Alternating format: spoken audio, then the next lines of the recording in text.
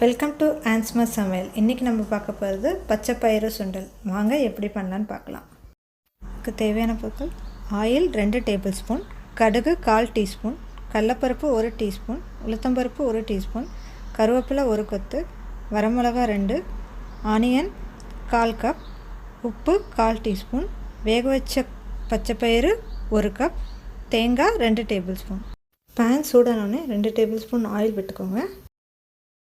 Oil சூடானது ஒரு 1/4 teaspoon கடுகு ஆட் பண்ணிக்கோங்க. கடுகு பொரிஞ்சதும் 1 டீஸ்பூன் கடலைப்பருப்பு, 1 டீஸ்பூன் உளுத்தம்பருப்பு, 1 கொத்து கருவேப்பிலை ஆட் பண்ணிக்கோங்க.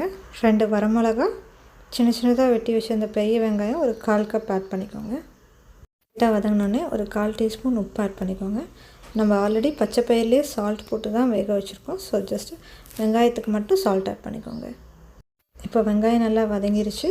இதை நம்ம பச்சை பயிறு ஆட் பண்ணிக்கலாம். நான் நைட்டே 1 கப் பச்சை பயிரை ஊற வச்சு காலையில் ஒரு 3 விசில் சால்ட் போட்டு வேக வச்சு எடுத்துருக்கேன். அது இதோடு இப்போ நம்ம ஆட் பண்ணிவிட்டு ஜஸ்ட்டு சாட்டே பண்ணிக்கலாம். இப்போ நம்ம பயிர் நல்லா வெங்காயத்தோடு மிக்ஸ் ஆகிற அளவுக்கு நல்லா ஜஸ்ட்டு வதக்கி விட்டுக்கோங்க. பயிரில் இருக்க தண்ணியெல்லாம் நல்லா ட்ரை ஆகிற அளவுக்கு வதக்கி விட்டுட்டு இதில் ஒரு 2 டேபிள் ஸ்பூன் தேங்காய் ஆட் பண்ணிக்கோங்க. தேங்காய் ஆப்ஷனல் தான், உங்களுக்கு வேணும்னா ஆட் பண்ணிக்கோங்க, இல்லைன்னா ஸ்கிப் பண்ணிக்கோங்க. 2 டேபிள் ஸ்பூன் தேங்காய் ஆட் பண்ணிவிட்டு ஜஸ்ட்டு ஒரு டைம் வதக்கி விட்டுட்டு கேஸ் ஆஃப் பண்ணிக்கோங்க. இப்போ நம்மளோட சுவையான ஹெல்த்தியான பச்சை பயிறு சுண்டல் ரெடி ஆகிடுச்சு. இதை நம்ம ஒரு பவுலுக்கு ட்ரான்ஸ்ஃபர் பண்ணிடலாம். நம்ம குழந்தைங்களுக்கு ஈவினிங் ஸ்நாக்ஸாவோ இல்லை லஞ்ச் பாக்ஸ் ஸ்நாக்ஸாவோ போட்டு கொடுத்துக்கலாம். ஸோ இந்த வீடியோ உங்களுக்கு பிடிச்சிருந்தா ஆன்ஸ்மா சமையலுக்கு லைக் பண்ணுங்கள், ஷேர் பண்ணுங்கள், சப்ஸ்கிரைப் பண்ணுங்கள்.